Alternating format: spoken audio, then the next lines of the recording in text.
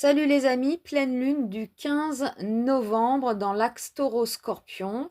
La lune est à 24 degrés et la signification de ce degré symbolique, un lion rampe en grondant au pied d'un homme qui se tient très droit, les deux mains sur une lourde massue. Ça promet. Alors cette lune est en Taureau en maison 10 et en face le soleil en Scorpion en maison 4. Alors, la maison 10, ça pourrait parler de la stabilité des structures sociales, des institutions, des autorités publiques, hein. Et le taureau, bon, c'est la sécurité matérielle, la stabilité économique, les besoins financiers et l'agriculture, hein. Maison 4 en scorpion, ça représente le foyer, les racines, les fondements de la société. Donc là, le scorpion en maison 4, on a des énergies de transformation, de renouvellement, et ça peut être des conflits cachés ou des tensions latentes au niveau national, familial, quoi. Voilà. Donc, on a une tension ici. Donc ça pourrait indiquer des réformes importantes, des conflits autour de la sécurité, des pressions pour des changements dans les institutions, et ça pourrait être le logement, ça pourrait toucher le logement, les droits de propriété en 4, le patrimoine national, voilà. La Lune est conjointe à Uranus en taureau, donc avec Uranus, c'est toujours la surprise, l'inattendu, des changements soudains. Donc si on parle de mouvements sociaux, cette configuration pourrait traduire des manifestations, des grèves, des protestations contre des réformes qui semblent brusques ou déstabilisantes pour la sécurité matérielle. On a Mercure en Sagittaire maison 5 qui s'oppose à Jupiter rétrograde en Gémeaux maison 11. On pourrait avoir des discussions là assez animées, peut-être autour de réformes culturelles, éducatives ou liées à la jeunesse. Ce Jupiter rétro en maison 11, donc on revoit des alliances, des partenariats. Ça pourrait être des tensions, des remises en question dans des engagements avec des partenaires internationaux. Et ce Mercure est carré à Saturne. Donc Saturne vient bloquer la communication, les transports aussi, puisque avec Mercure, nous sommes sur des petits déplacements.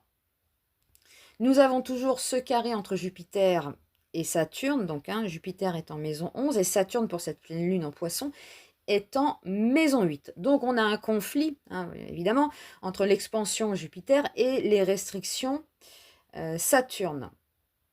Donc ce carré indique des difficultés dans les négociations, peut-être avec des syndicats,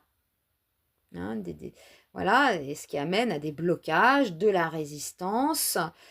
Et cette maison 11 et maison 8, ça pourrait se traduire aussi par des limitations dans les ressources financières, des blocages dans les investissements, voire des restrictions sur des aides, des subventions.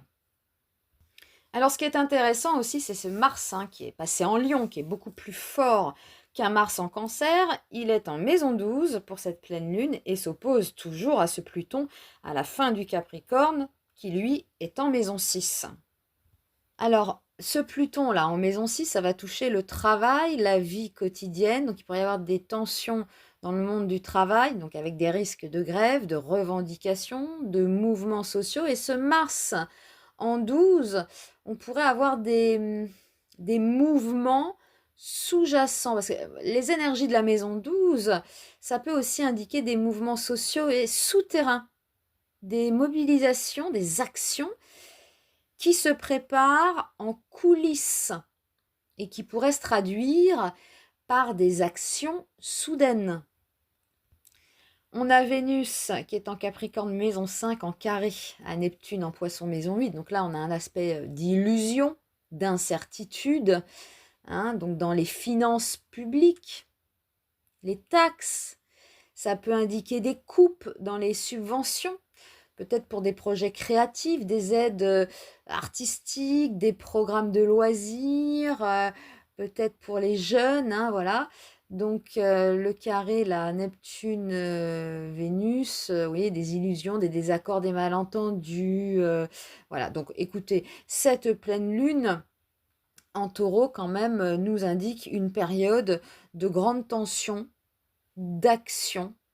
Et comme on nous prévient qu'il va y avoir des grèves, je ne suis pas étonnée de voir cette pleine lune en taureau, hein, les agriculteurs, là, attention, parce que quand on regarde ce degré symbolique où on parle d'un lion qui rampe en grondant au pied d'un homme qui se tient très droit, les deux mains sur une lourde massue, aïe aïe aïe, hein? Bon, écoutez, prenez soin de vous et je vous dis à très vite. Bisous.